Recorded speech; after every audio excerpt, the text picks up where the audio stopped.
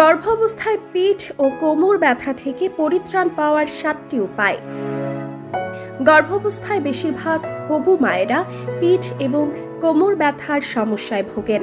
এই সময়টা নারী জীবনের সবথেকে আকাঙ্ক্ষিত এবং জটিল সময়। মা হতে যাচ্ছে এই সুখবরটা যে কোনো মায়ের জন্য পরম প্রাপ্তি। এই ধরনের ব্যথা এই সময়টাকে কষ্টের করে তোলে। অনেকের জন্য এই ব্যথা যেমন সমস্যা নাও হতে পারে, আবার কারোর জন্য এটা খুবই মারাত্মক ও অসহনীয় হয়ে উঠতে পারে। গর্ভাবস্থায় পিঠ ও কোমর ব্যথা কেন হয় ও এর প্রতিকার নিয়েই আজকের আলোচনা। কেন গর্ভাবস্থায় পিঠ ও কোমর ব্যথা বাড়ে সেটা জেনে নেই। 1. গর্ভাবস্থায় নারীদেহে বিশেষ ধরনের হরমোন নিঃসৃত হয়।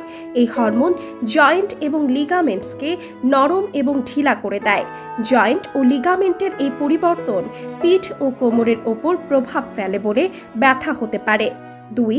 গর্ভাবস্থায় জরায়ু বড় হওয়ার কারণে মায়ের শরীরের সেন্টার অফ গ্র্যাভিটি আস্তে আস্তে সামনের দিকে চলে যায়।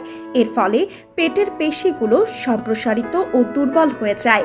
মায়ের পিঠ ও কোমরের ওপর অতিরিক্ত চাপ পড়ে, ব্যথা বাড়ে। 3. গর্ভের শিশুর বৃদ্ধির সাথে সাথে মায়ের দেহের ওজন বৃদ্ধি পেতে থাকে।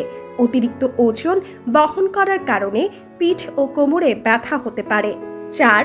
দীর্ঘক্ষণ দাঁড়িয়ে থাকা, সঠিক ভঙ্গিতে না বসা অথবা বাঁকা হয়ে দাঁড়ানো বা বসা ইত্যাদি কারণেও পিঠ ও কোমর ব্যথা হতে পারে।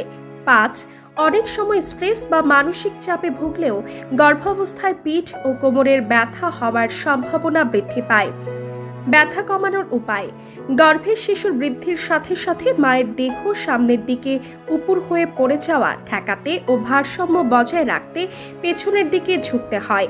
এই কারণে সে সময় পেশিতে টান পড়ে ব্যথা হয়। তাই সঠিক ভঙ্গিতে দাঁড়ানো এবং বসতে চেষ্টা করুন। গর্ভাবস্থায় পিঠ ও কোমর ব্যথার প্রতিকার নিয়ে জেনে নিন এখনই। 1. পজিশন বদল করুন। দাঁড়ানোর সময় দেহ টান টান করে একটু বেশি স্পেস নিয়ে দাঁড়ান। অনেকক্ষণ দাঁড়িয়ে থাকতে হলে মাঝে মাঝে পজিশন বদল করুন। বসার সময় আরামদায়ক চেয়ারে বসুন অথবা পিঠে সাপোর্ট দিয়ে বিছানায় বসুন। যতক্ষণ বসে থাকবেন সোজা হয়ে বসে থাকার চেষ্টা করুন। 2. যোগব্যায়াম করুন। যোগব্যায়ামের মাধ্যমে পেশি শক্তি বৃদ্ধি ও নমনীয়তা বাড়িয়ে ব্যথা মুক্ত থাকুন। ব্যায়াম গর্ভবতী মায়েদের পিঠ, পেশি, জয়েন্ট ও নার্ভের ব্যথা কমাতে সাহায্য করে। ভালো ঘুম ও মানসিক চাপ মোকাবেলা করতেও যোগব্যায়ামের ভূমিকা অপরিসীম।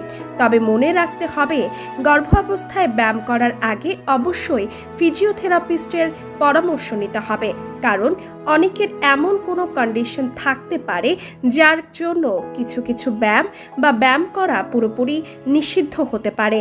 3. গর্ভাবস্থায় পিঠ ও কোমর ব্যথা কমাতে সেঁক দিতে পারেন। পিঠ ও কোমরের ব্যথা কমাতে গরম ও ঠান্ডা সেঁক দিতে পারেন।